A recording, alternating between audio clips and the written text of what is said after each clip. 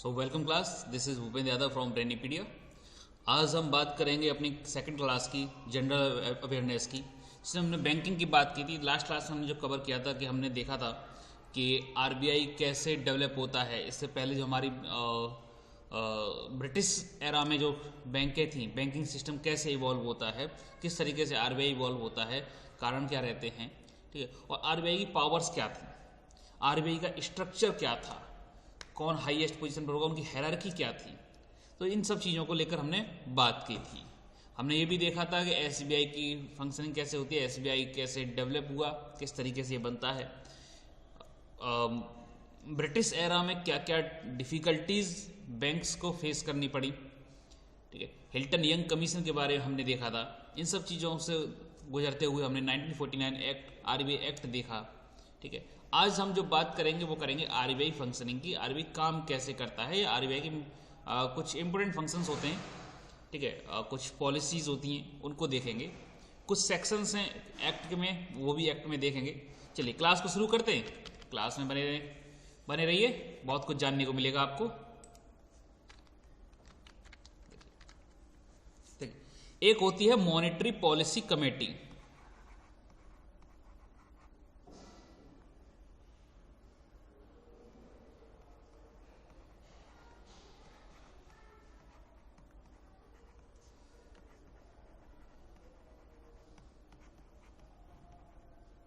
ठीक है, monetary policy committee, इसमें शॉर्ट में हम इसको बोल देंगे एमपीसी। अब देखो मॉनेटरी पॉलिसी कमेटी क्या है, आरबीआई को क्या इंटरेस्ट रेट रखना है ना, क्या अपनी पॉलिसीज में चेंजेस करने हैं, क्या नई पॉलिसी लेकर आनी है, इन सब चीजों को एक हम कमेटी में डिसाइड करते हैं, उसे हम बोलते हैं मॉनेटरी पॉलिसी कमेटी। ये हमारे आरबीआई एक्ट 1934 में मेंशन थी,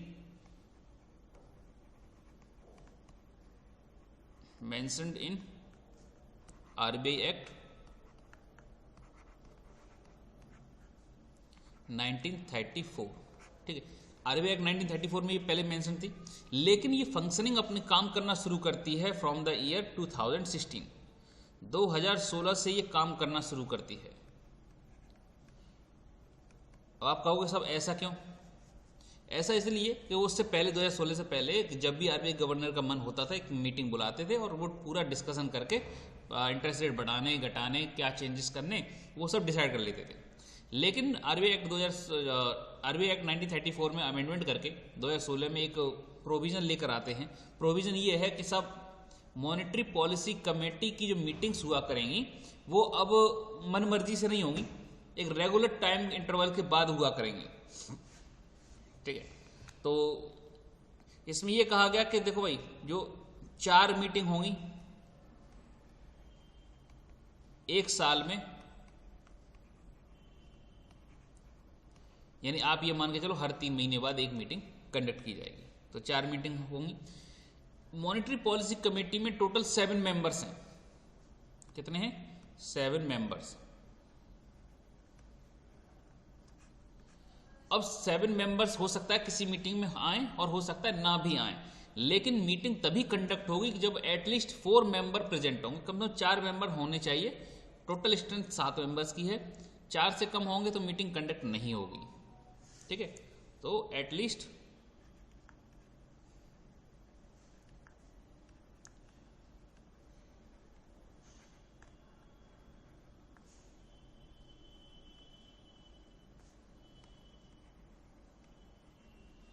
should be present,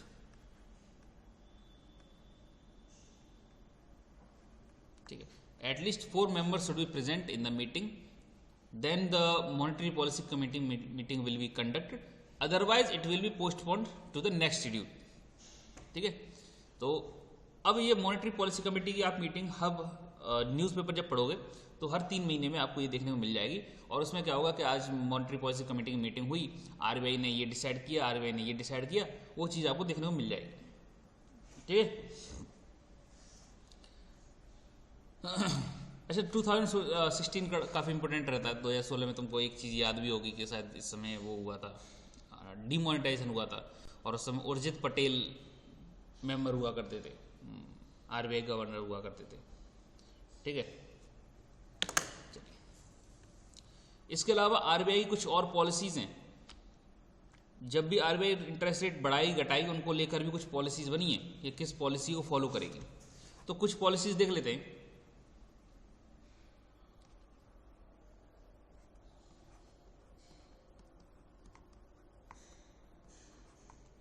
आरबीआई, ठीक है, पहले देखो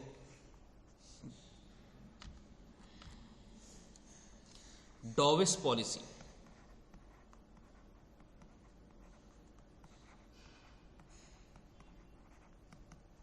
ध्यान रखना, डॉविस पॉलिसी। जब भी आरबीआई अपने इंटरेस्ट रेट को, ध्यान रखना, जब भी आरबीआई अपने इंटरेस्ट रेट को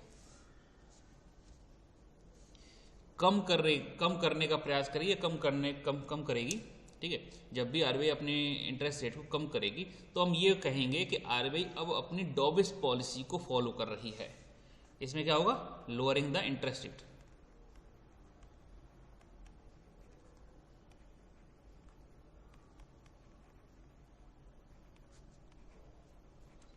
दोबारा एक बार समझो, whenever RBI follow the Dobbs policy, that means RBI is interested in the lowering the interest rate, and in future RBI can reduce other interest rate also, ठीक है, that is called Dobbs policy.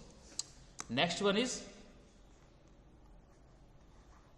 hawkish policy.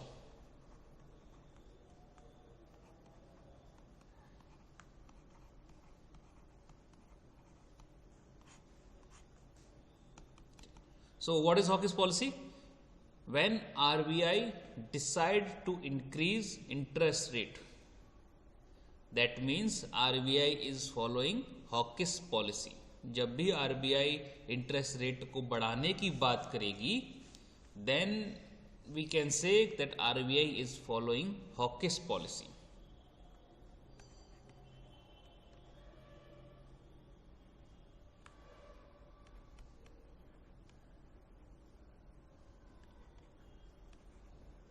जब भी interest rate को increase करने की बात होगी तो हम कहेंगे हॉकिश पॉलिसी फॉलो की है। तीसरी पॉलिसी है इसकी एकोमोडेटिव पॉलिसी।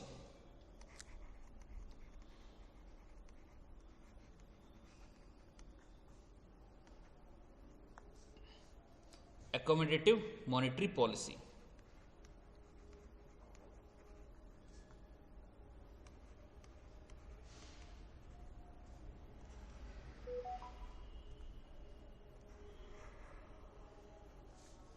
ठीक है, इसको हम लूज मॉनेटरी पॉलिसी भी बोलते हैं। ध्यान रखना, ये आपसे क्वेश्चन पूछा जा सकता है। एकोमोडेटिव पॉलिसी को हम क्या बोलते हैं, लूज, हाँ, लूज मॉनेटरी पॉलिसी,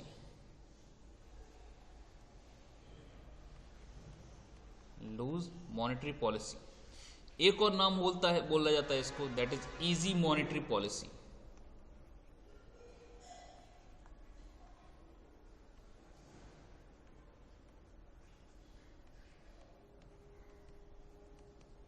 अच्छा, इसका मतलब क्या होता है? इसका मतलब ये होता है कि RBI is not going to change their interest rate, means no future changes,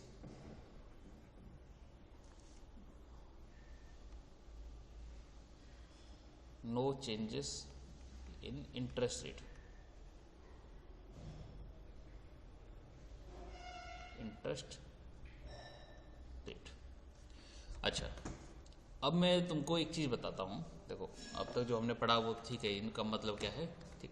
RBI basically तीन पॉलिसी, जब भी मॉनेटरी पॉलिसी कमेटी की मीटिंग होगी तो आरबीआई उसमें डिसाइड ये करता है कि हम कौन सी पॉलिसी फॉलो करेंगे फॉर द फ्यूचर, ठीक है। जब भी एमपीसी की मीटिंग होगी तो आरबीआई डिसाइड करता है कि वो कौन सी पॉलिसी फॉलो करेगा इन फ्यूचर। अगर वो डिसाइड करते हैं कि हम डॉविस पॉलिसी फॉलो करेंगे, that means the interest rate कम किए जाएंगे। अगर वो डिसाइड करते हैं hawkish policy, that means interest rate can be increase in future. If they decided that they will follow the accommodative policy, that means they are not going to change interest rate, neither they will increase और nor they will decrease the interest rate. That means the interest rate will remain constant. ठीक है, so that was the thing that the RBI use the policy. जब भी आप newspaper पढ़ेंगे, जब भी आप न्यूज़ पढ़ेंगे, तो वहाँ पर आपको ये नहीं कहा जाएगा कि आरबीआई इंटरेस्ट रेट बढ़ाने जा रहा है या घटाने जा रहा है। वहाँ सिर्फ ये बोलेंगे RBI is going to follow dovish policy. तो जब आप ये पढ़ेंगे तो आपको पता होना चाहिए कि डॉबिस का मतलब यहाँ पे लोअरिंग की बात कर रहे हैं, हॉकिस का मतलब ये इंक्रीज की बात कर रहे हैं। ठीक है, तो ये चीज़ होनी चाहिए। अब डॉबिस और हॉकिस एक कारण है। कारण ये है डॉबिस क्यों बोला गया इसको, तो डॉबिस शब्द आया है अपने डव से। डव एक तरीके का पिजन होता है वाइट कलर का, है ना। जब भी इस पर अटैक होता है तो ये हमेशा डाइव मारता है, नीचे जमीन की तरफ भागता है। ठीक है, तो डव हमेशा जब भी अटैक होगा तो जमीन की तरफ भागेगा। वहीं पर हॉक की बात करें, जब भी अटैकिंग मोड में होता है तो ये अपने शिकार को लेकर ऊपर की तरफ भागता है, आसमान की तरफ भागता है। तो ये इंक्रीज और डिक्रीज वाला सिनेरियो बनता है। ठीक है, हॉक क्या करता है, आसमान की तरफ भागता है शिकार लेकर। ठीक है, तो ये हॉक हो गया, ये इंक्रीज करेगा, डव हो गया ये डिक्रीज करेगा। एकोमोडेटिव अपना नॉर्मल जैसा चल रहा है वैसा ही चलने दो। इसी तरीके से आरबीआई के कुछ और काम होते हैं। कुछ इंपॉर्टेंट कमेटीज हैं जो आरबीआई के अंडर काम करती हैं, जिनमें पहली है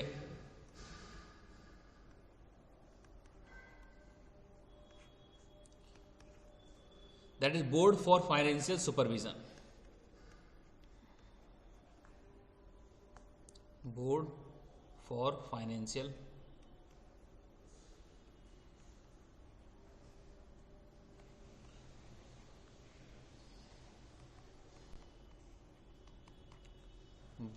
फाइनेंशियल सुपरविजन। ठीक है, इस कमेटी को स्टेब्लिश किया गया था इन द ईयर 1994 में। इस कमेटी का नाम क्या है, इस बोर्ड का काम क्या है? ठीक है, इस बोर्ड का काम यह है कि जो भी एनबीएफसीज हैं, क्या हैं, एनबीएफसी। एनबीएफसी क्या होते हैं, non banking financial institutions. Non banking financial institutions. Non banking financial institutions इनको रेगुलेट करेगी। रेगुलेट का मतलब हो गया इन्हें क्या काम करना है, कितना काम करना है, अगर कोई कंप्लाई नहीं कर रहा है इनके नॉर्म्स के अनुसार तो उस पर क्या एक्शंस लिए जा सकते हैं, क्या पनिशमेंट दिए जा सकते हैं। इन चीज़ों को लेकर ये बोर्ड फॉर फाइनेंशियल सुपरविजन काम करता है। ठीक है, तो ये क्या करेगा, रेगुलेट एनबीएफसी। ठीक है,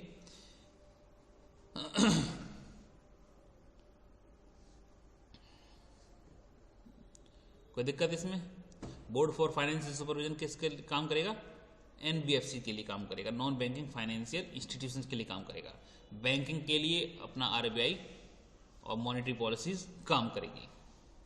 ठीक है, अब नॉन बैंकिंग फाइनेंशियल इंस्टीट्यूशंस होते कैसे हैं, एक आध का एग्जांपल देख लो अगर देखना चाहो तो। ठीक है, एग्जांपल देखोगे तो आपको बजाज फाइनेंस देखने को मिल जाएगा,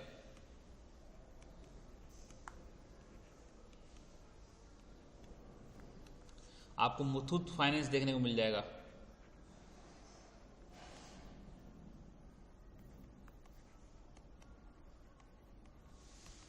ठीक है, आपको टाटा कैपिटल फाइनेंस देखने को मिल जाएगा। तो इस तरीके की जो भी कंपनीज हैं ये सब हमारी किसके अंडर आती हैं, एनबीएफसी के अंडर आती हैं। अब ये जो NBFC non banking financial institutions हैं ये आज़ादी से पहले नहीं हुआ करते थे। ठीक है, ये बाद में इस्टेब्लिश किए गए हैं। तो आप ये बोल सकते हो कि एनबीएफसी एक्ट 1956, ठीक है, इस एक्ट के तहत, या यूं बोल सकते हो कंपनी एक्ट और कंपनी एक्ट,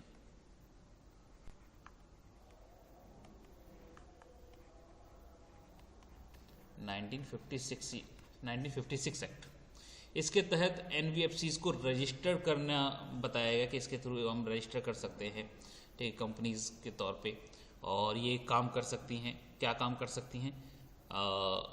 डिपॉजिट को छोड़कर बाकी सारे काम कर सकती हैं। क्या कर सकती हैं? आपकी कार लोन फाइनेंस कर देंगी, होम लोन फाइनेंस कर देंगी, आपकी एजुकेशन लोन फाइनेंस कर देंगी, गोल्ड लोन दे देंगी, इन्वेस्टमेंट कर देंगी, ठीक है, म्यूचुअल फंड्स चला लेंगी, आपके और भी तरीके के जो शेयर मार्केट्स में इन्वेस्टमेंट्स होते हैं वो सब ये कर लेंगी, ठीक है। इन सब का काम, ये सब काम कर लेंगी। क्या नहीं कर सकती हैं? ध्यान रखना, क्या नहीं कर सकती हैं?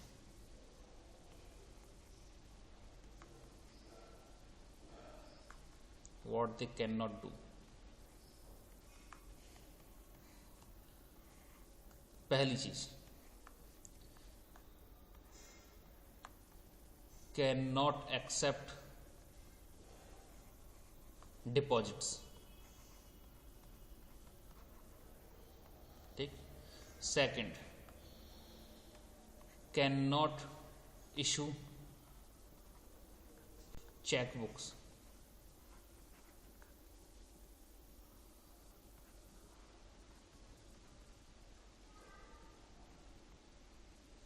Can not issue cheque books और पासबुक्स।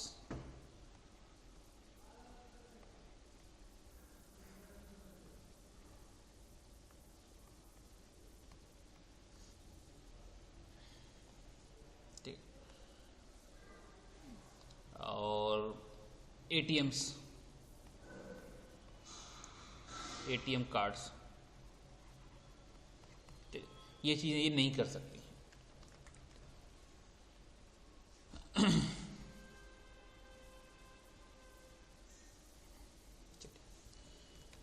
Recently,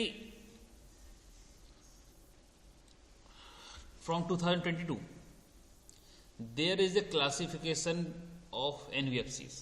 तो सरकार ने, आरबीआई ने NBFCs का क्लासिफिकेशन किया है।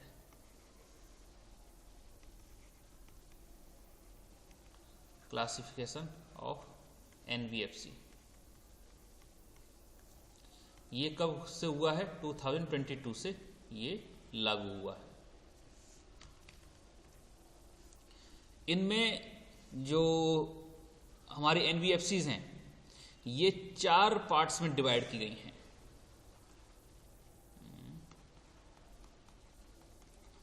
Divided into 4 parts, 4 category.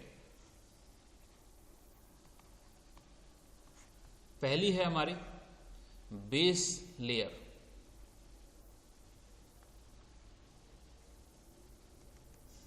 ध्यान रखना, पहली क्या है हमारी? Base layer. अब ये बेस लेयर क्या कहती है कि those NBFCs whose asset size is below 1000 crore will be consider as the base layer NBFCs. ध्यान रखना,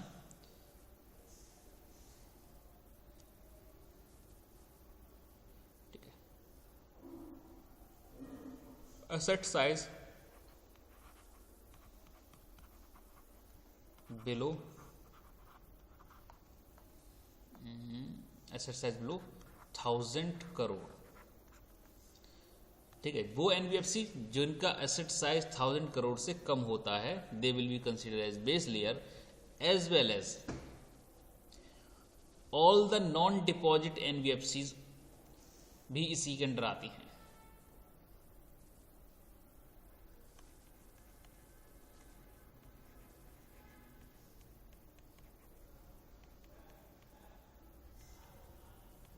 ठीक है, नेक्स्ट देख लेते हैं। Second, that is middle layer.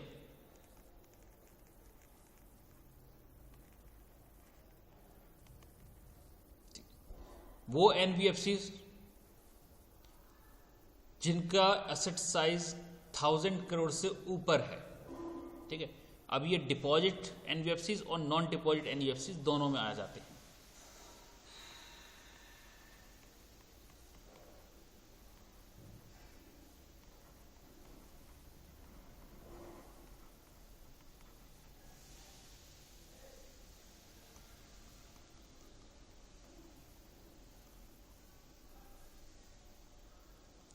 asset size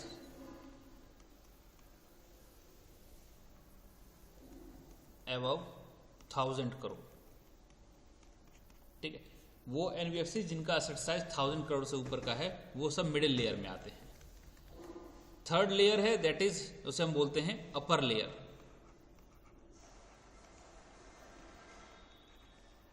ठीक है। क्या बोलेंगे? Upper layer. अपर लेयर में हम 10 बेस्ट एनबीएफसीज को रखेंगे, 10 बेस्ट परफॉर्मिंग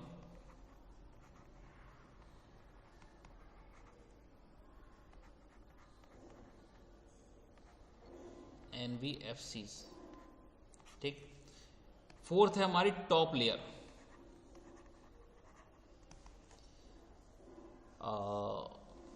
टॉप लेयर में हम क्या करेंगे? टॉप लेयर में हम जो 10 बेस्ट एनबीएफसीज हैं इनमें से कैटेगराइज करेंगे, ठीक है। 10 दे विल प्रमोटेड, और क्या कहते हैं, हाँ, upper layer NBFCs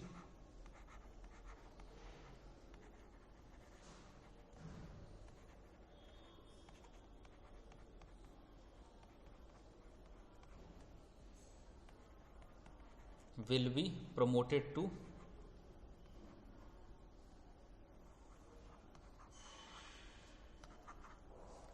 top layer,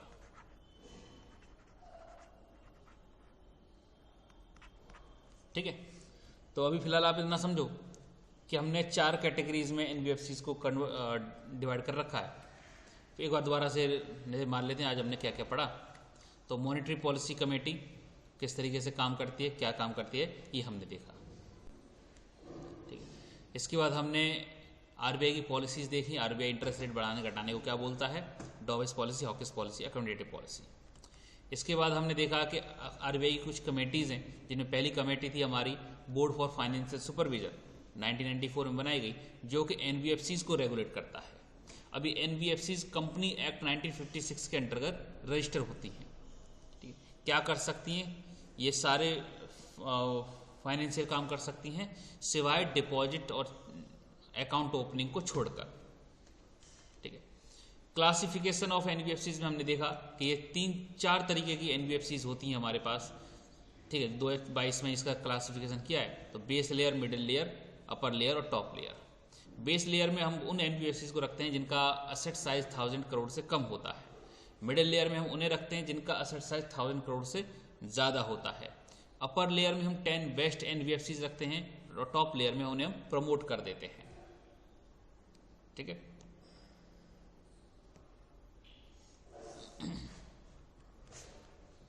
इसके अलावा हम देख लेते हैं second, that is board for payment and settlement. Board for payment and settlement,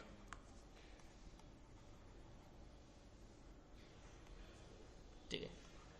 अब ये एक क्या बोर्ड बना दिया है आरबीआई ने, ये क्या काम करेगा? पेमेंट कराने का काम करेगा और सेटलमेंट कराने का काम करेगा, ठीक है।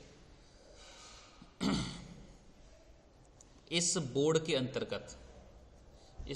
अंतर्गत कई तरीके के हाउसेस बना दिए हैं, कई तरीके की सब कमेटीज एक तरीके से सकते हैं, कुछ वर्किंग कमेटीज, वर्किंग फंक्शंस बना दिए गए हैं, ठीक है।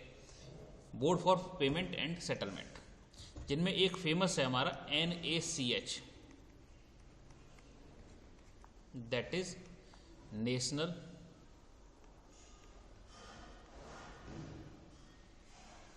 Automated clearing house.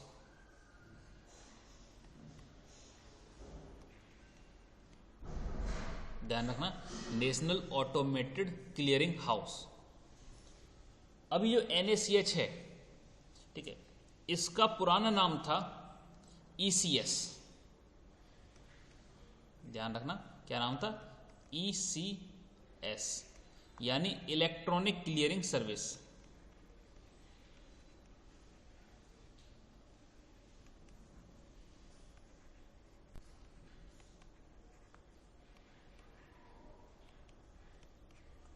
Electronic clearing service. अच्छा, ये NACH और ECS करता क्या है? NACH और ECS काम ये करता है कि जब भी एक बैंक से दूसरी बैंक में पैसे ट्रांसफ़र हों, या RBI से बैंक में ट्रांसफ़र हों, या बैंक से RBI में पैसे ट्रांसफ़र हों, तो ये इंटर बैंकिंग जो ट्रांजैक्शन हो रही हैं इनको कंडक्ट कराने का काम करेगा NACH। ठीक है, क्या काम करेगा? जो इंटर बैंकिंग ट्रांजैक्शंस हो रही हैं इनको इनको कंडक्ट कराने का काम करेगा। आप चेक है आपके पास, सपोज करो SBI का, और आप उसे बैंक ऑफ बड़ौदा में लगाते हो। चेक किसी और बैंक का है, लगाया किसी और बैंक में गया है, लेकिन फिर भी वो ट्रांजैक्शन कंप्लीट होगी। उसकी जिम्मेदारी किसकी है? NACH की है, नेशनल ऑटोमेटेड क्लियरिंग हाउस की है। ठीक है, तो आप बोल सकते हो इंटर बैंकिंग ट्रांजैक्शन। तो इंटर बैंकिंग ट्रांजैक्शंस को कराने का काम किसका है? इस ऑर्गेनाइजेशन का है, NACH। ये एक तरीके का ऑटोमेटिक इलेक्ट्रॉनिक सिस्टम है जिसमें आप चेक लगाओ तो पहले क्या होता था कि एक फिजिकली जाके एक बैंक से पूछना पड़ता था कि देखो साहब, तुम्हारा एक ग्राहक है और उसने कुछ चेक लगाया है, क्या उसके खाते में इतना पैसा है? अगर है तो ठीक है, क्लियर कर देते हैं, और नहीं है तो कोई बात नहीं। अब ये चीज़ सारी ऑटोमेटिक है। ठीक, तो बैंक ऑफ बड़ौदा भी पैसे निकाल के दे देगा, हालांकि आप कस्टमर किसके हो, चेक किसका है? SBI का, तब भी बैंक ऑफ बड़ौदा पैसे दे देगा। हालांकि बैंक ऑफ बड़ौदा पैसे दे तो देगा, लेकिन बैंक ऑफ बड़ौदा को SBI फिर बाद में पेमेंट करेगा। इसे बैकग्राउंड पेमेंट बोलेंगे। ठीक है,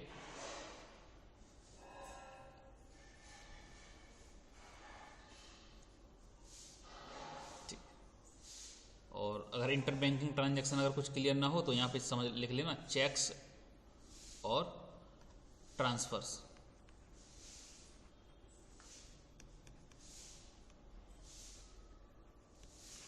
ठीक है। अच्छा, NACH को इंप्लीमेंट कौन करता है? NACH को इंप्लीमेंट कौन करता है?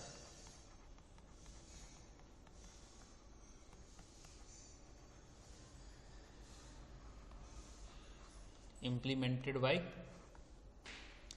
NPCI। अब ये NPCI नाम की क्या बला है? NPCI है national payment corporation of India.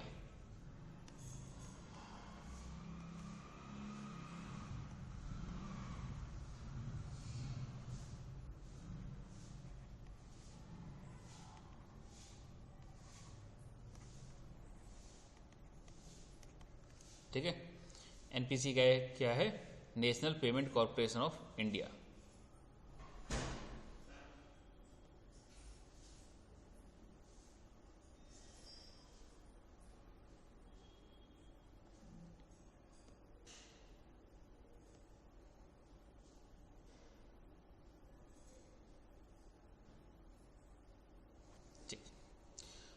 NPCI के बारे में हम बाद में बात करेंगे। NPCI हम बात करेंगे जब हम पेमेंट सिस्टम समझेंगे कि किस तरीके से आपका रुपए कार्ड और ये सब चीज़ें चलते हैं, है ना, तो तब हम NPCI को डिटेल में समझेंगे। अभी फ़िलहाल आप इतना समझ लो। ठीक। अच्छा, कुछ एक्ट्स हैं RBI के, कुछ एक्ट हैं। RBI किन पर आधारित है, किन पर काम करता है ना? Acts which power RBI। कुछ एक्ट हैं जो RBI को पावर देते हैं, जिनमें पहला एक्ट है RBI एक्ट 1934। दूसरा है government securities act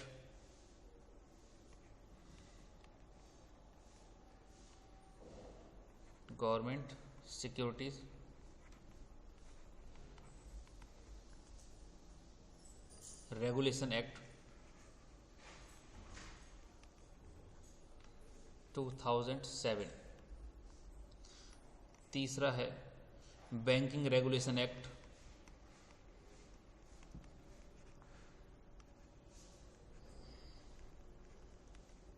2014।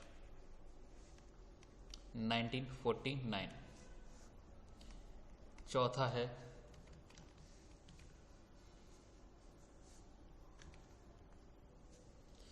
Foreign exchange management act,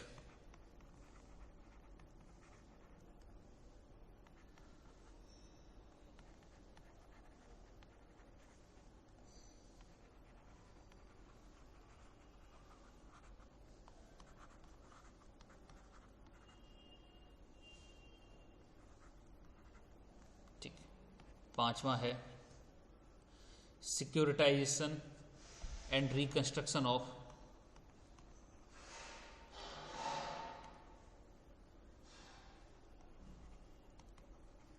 securitisation and reconstruction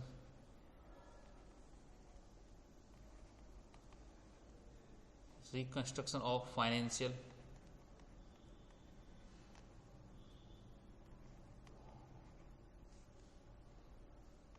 assets and enforcement of security,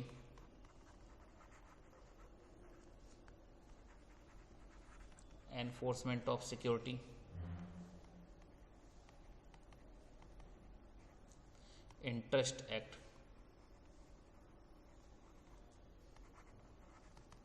short में हम इसे क्या बोलेंगे, SARFAESI act,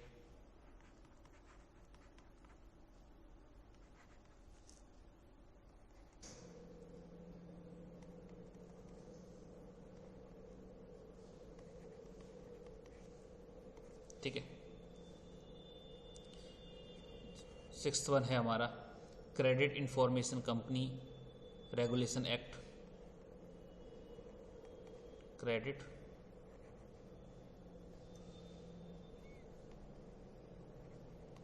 information companies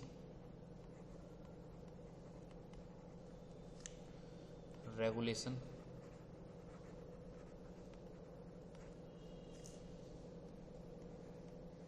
act 2005, ठीक है।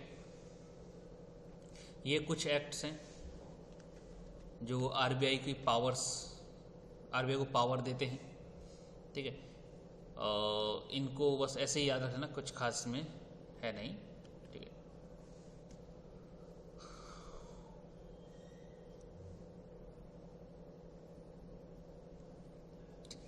आरबीआई के फंक्शन की बात कर लेते हैं, फंक्शंस ऑफ आरबीआई।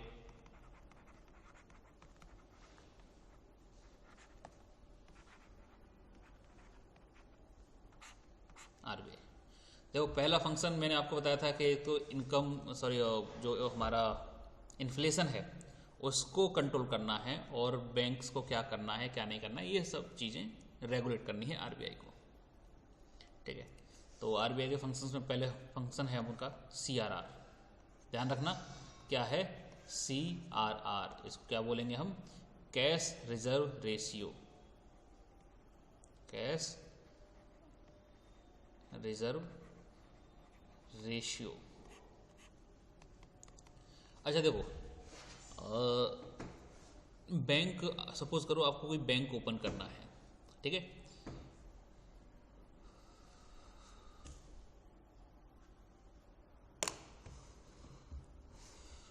सपोज करो कि आपको कोई बैंक ओपन करना है और उस बैंक का लाइसेंस कौन देगा, आरबीआई देगा, ठीक है। उस बैंक का लाइसेंस कौन देगा, आपको आरबीआई लाइसेंस देगा। आप गए आरबीआई के पास कि सर मेरे को एक लाइसेंस चाहिए, मेरे को बैंक खोलना है। आरबीआई बोलेगा ठीक है सर तुम खोल लो, कोई दिक्कत नहीं है, लेकिन ये बताओ कि कल को तुमने बैंक खोली और जो कॉमन पीपल्स हैं, है ना, इनका पैसा उसमें डिपॉजिट होगा और तुम लेकर भाग गए तो भाई कल को तुम बैंक डुबा दो, कल लेकर पैसे सारे भाग जाओ और बैंकिंग की सारी जिम्मेदारी सरकार ने हमको दे रखी है। तो हमारे पास ऐसा क्या है कि जिससे हम आपको कंट्रोल कर सकें? कुछ हमारे पास सिक्योरिटी है क्या, कुछ हमारे पास कंट्रोल है क्या? तो उन्होंने कहा सब क्या चाहिए आपको? मैंने कहा एक काम करो, तुम जितनी भी पैसों की बैंक खोलना चाहते हो, ठीक है, क्या करना चाहते हो, जितनी भी बड़ी बैंक खोलना चाहते हो उसका 4.5% रुपया हमारे पास डिपॉजिट कर दो कैश में। क्या कर दो?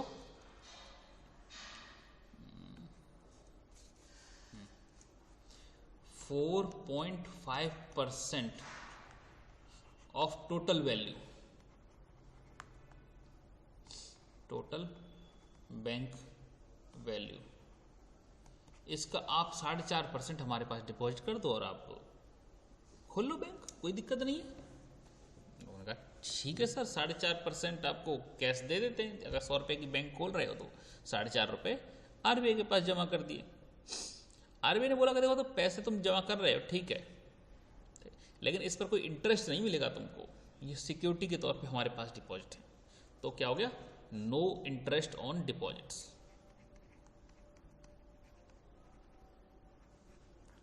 No interest on CRR. ठीक है। अच्छा, अब इसको रेशियो क्यों बोला गया है कि इन फ्यूचर आपने अभी 100 रुपये की बैंक खोली, इन फ्यूचर वो आपकी 1000 रुपये की बैंक हो जाए तो आपने 1000 का भी 4.5% यानी 45 रुपये हमारे पास मेंटेन करके रखना है। डे टू डे बेसिस पर हर बैंक को अपना सीआरआर आरबीआई के पास मेंटेन करना पड़ता है। ऐसा नहीं है कि जब आपने बैंक खोली और उस समय जो पैसा जमा कर दिया बस उतना ही हो गया काम, नहीं। आपको डे टू डे बेसिस पर सीआरआर आरबीआई के साथ मेंटेन करना पड़ता है विद 4.5% के, ठीक है, जिस पर आपको इंटरेस्ट नहीं मिलेगा। समझ में आता है? कैश, रोकड़ा पैसा, रिजर्व जमा कर दिया आरबीआई के पास, किस रेशियो में? 4.5% के रेशियो में, ठीक है। अब आपने बैंक खोल दी, फिर कुछ दिनों बाद आरबीआई को समझ में आया कि यार 4.5% का पैसा बहुत कम होता है। अब कोई मान के चलो कोई 100 रुपये की बैंक खोलता है और उस 4.5 रुपये मेरे पास जमा कर दिए, फिर भी उसके पास 95.5% पैसा तो है ही उसके पास, तो 95% पैसा उसी के पास है और वो लेके चला गया, तो हम 4.5% से कहाँ तक भरपाई करेंगे? बात तो सही है आरबीआई की, यार कैसे इतनी भरपाई हो जाएगी? तो क्या किया जाए? एक काम करो, सिक्योरिटी और बढ़ाई जाए। तो उन्होंने कहा ठीक है साहब बढ़ा दो। उन्होंने कहा एक काम करो 20% ले आओ सिक्योरिटी। तो बैंकों ने कहा कि साहब ये बताओ कि अगर सारा पैसा 20% एक कंसिडरेबल अमाउंट होता है, अगर वो हम आपके पास डिपॉजिट कर देंगे, then what we will do, how we can function, how we can lend, how we can issue deposits, तो हम कैसे कर पाएंगे? यार ये बात भी सही है यार, बात तो कायदे की बोल रहे हैं। तो क्या किया जाए? तो आरबीआई लेकर आई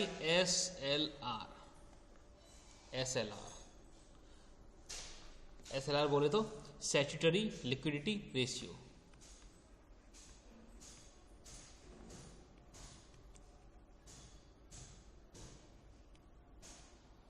लिक्विडिटी रेशियो एसएलआर लेकर आए। अब एसएलआर में क्या बोला? एसएलआर में बोला कि भाई ऐसा है कि आप अपने टोटल वैल्यू का 18% ऑफ टोटल वैल्यू का 18% आप डिपॉजिट कर दो। उन्होंने कहा साहब पैसे तो नहीं जमा कर पाएंगे, पैसे अगर साहब आपको दे देंगे तो फिर कल को ग्राहक आएगा और अपने पैसे मांगेगा तो हम कहाँ से दे पाएंगे। तो उन्होंने कहा ठीक है, आप पैसे मत जमा करो, पैसे के अलावा जो भी है वो जमा कर सकते हो। जैसे आप गोल्ड जमा कर सकते हो, सिक्योरिटी डिपॉजिट जमा कर सकते हो, बॉन्ड्स जमा कर सकते हो, कुछ भी, यानी अदर देन कैश।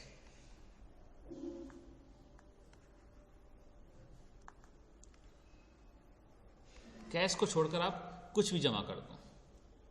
क्या ठीक है साहब, कर देते हैं जमा, ठीक है। लेकिन बैंक ने कहा सर 18% बहुत ज़्यादा हमारे लिए ब्लॉकेज हो जाएगा, इस पर हमें कुछ तो मिल नहीं रहा, आप सीआरआर पर कुछ दे नहीं रहे, इस पर कुछ सोच लो। तो आरबीआई ने एक नॉमिनल इंटरेस्ट रेट एसएलआर पर बैंक को देता है। तो यहाँ पे आप लिख लो नॉमिनल इंटरेस्ट रेट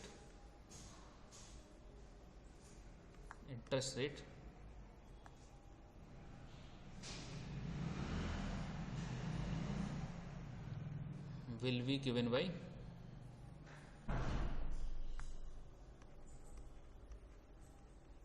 आरबीआई के द्वारा ये दिया जाएगा।